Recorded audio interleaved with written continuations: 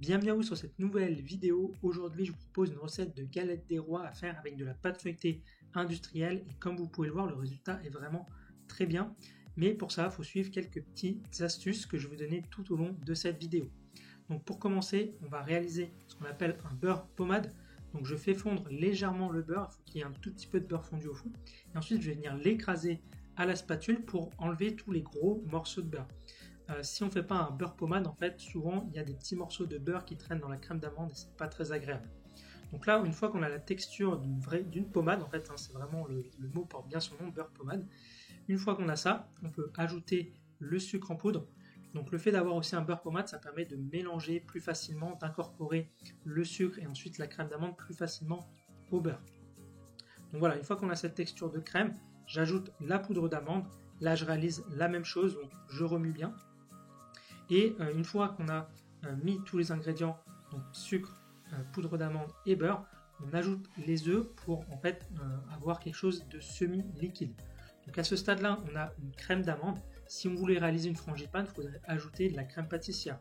Ici, je suis resté sur une recette la plus simple possible. Donc voilà, je mélange bien. Là, on a la texture semi-liquide.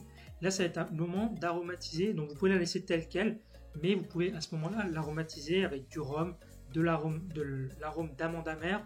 Là, moi, j'ai mis des pistaches torréfiées. Je vais également ajouter du chocolat. Vous pouvez mettre, si vous voulez, des fruits rouges. Vous pouvez mettre même du spéculoos. Vous pouvez mettre vraiment ce que vous voulez à ce stade-là. Là, moi, j'ai fait pistache chocolat. C'est vraiment un mariage qui va très bien ensemble. Donc voilà, je remue bien une dernière fois et ensuite, on va pouvoir passer au montage de la galette. Donc comme je vous disais, j'ai pris des pâtes feuilletées industrielles. Je trouve que ça fait très bien l'affaire parce que les faire maison, c'est un peu plus compliqué. Une fois que j'ai déroulé ma première pâte feuilletée, je vais venir déposer la crème d'amande, pistache, chocolat dessus. Alors c'est très important de laisser un contour pour pas aller vraiment au bord, puisque après on va venir déposer la deuxième pâte feuilletée par-dessus. Donc voilà, avec la spatule, je répartis bien la crème bien au centre.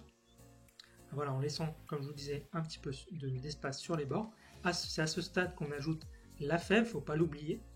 Et ensuite, très important, je vais venir humidifier tout le bord de la pâte feuilletée. Comme ça, quand je vais mettre la deuxième pâte feuilletée par-dessus, elle va venir se coller à la première pâte feuilletée.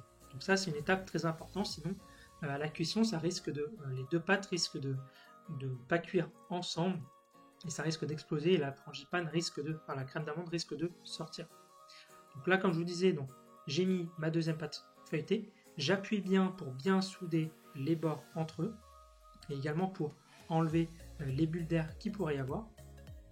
Et une fois que j'ai fait ça, c'est très important, ici je vais la laisser reposer au frais environ 30 minutes, ça va éviter que la crème d'amande sorte à la cuisson. C'est aussi un risque qu'on peut avoir si la crème d'amande n'est pas assez froide.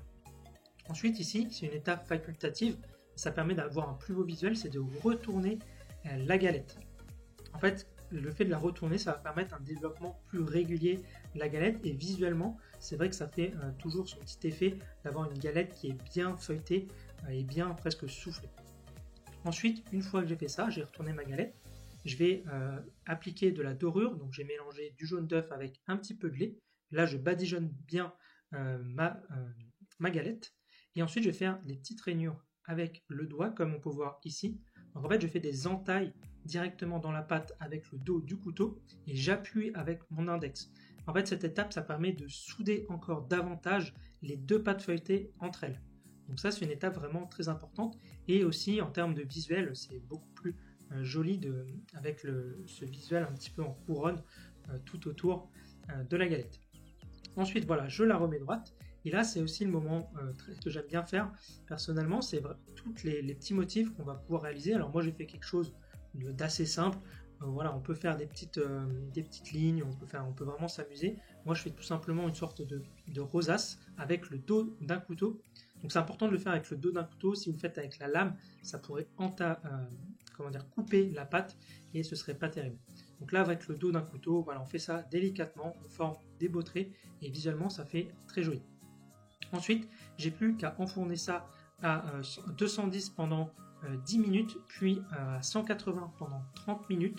Donc ça fait environ 40 minutes de cuisson. Pendant que ça cuit, alors ça c'est facultatif, moi j'aime bien le faire, je viens réaliser un sirop avec un petit peu d'eau et un petit peu de sucre. Donc 2 cuillères à soupe de sucre, 2 cuillères à soupe d'eau. Et une fois que ma galette est bien cuite, comme on peut le voir ici, je vais tout simplement appliquer le sirop que j'ai réalisé.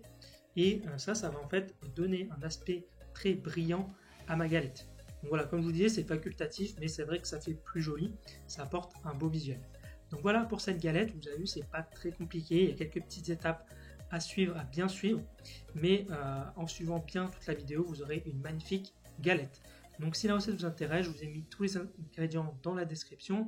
N'oubliez pas de vous abonner et de liker la vidéo, et je vous dis à bientôt.